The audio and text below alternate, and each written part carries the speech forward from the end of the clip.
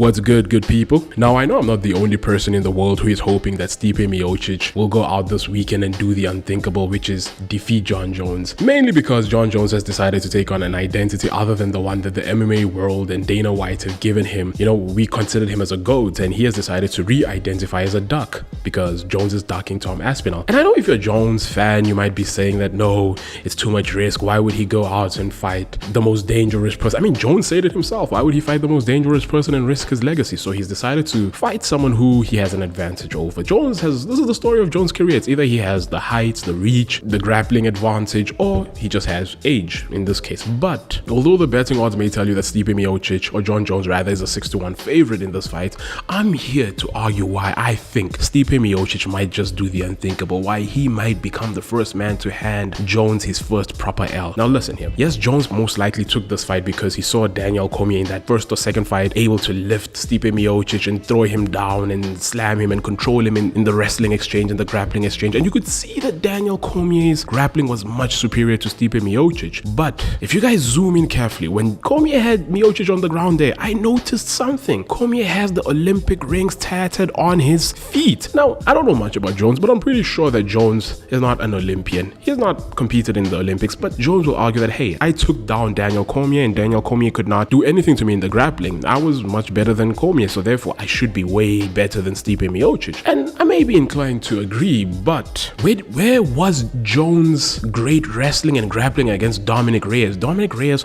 was able to stifle Jones' grappling and keep it on the feet. Now, if Stipe Miocic, yes, I know Stipe is 40 years old, he's pushing 50, but still, Stipe has fought in the heavyweight division for the entirety of his career. If Stipe Miocic is able to keep it on his feet, do you think that heavyweight power will not land on that sweet chin of Jones? You know, we've seen so many things. You know, for how many years has it been? We had never seen Max Holloway get dropped, let alone knocked out. But this year proved that if you hit someone hard enough, if the right amount of power is thrown on that chin, the person will go to sleep. So if Stipe Miocic is able to stifle the wrestling of Jones the same way that Dominic Reyes was able to and land those punches, because Stipe is a much better boxer than Dominic Reyes, because Jones was saying it himself, you know, what does Reyes have? All he has is the left. Stipe doesn't just have the left. We saw it in that second fight with Daniel Cormier. He knows how to adjust his boxing. He knows how, he's very good at striking. Although Cormier was much faster than him, I do not anticipate Jones being the better striker or even a faster striker. Jones relies heavily on his reach,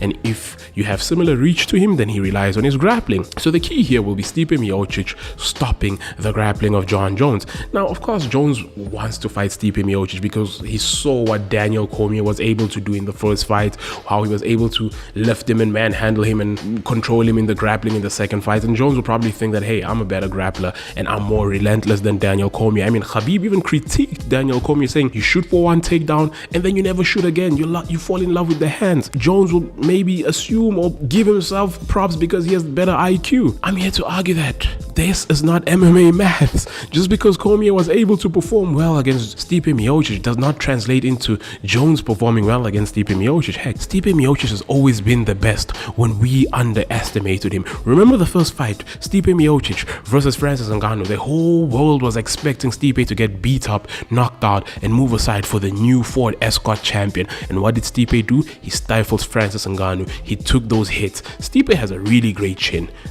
In recent memory, the only person who ever dropped him was Francis Ngannou, to be fair. And yes, Daniel Cormier did drop him and finish him, but there's context to that, right? Stipe fought Francis about 6 months before that fight. Therefore, his chin wasn't as durable, and people might be like, nah, you coping, this is a coping mechanism. Well, most recent events have shown that when you get knocked out and you come back into the octagon really quick, you might get knocked out again.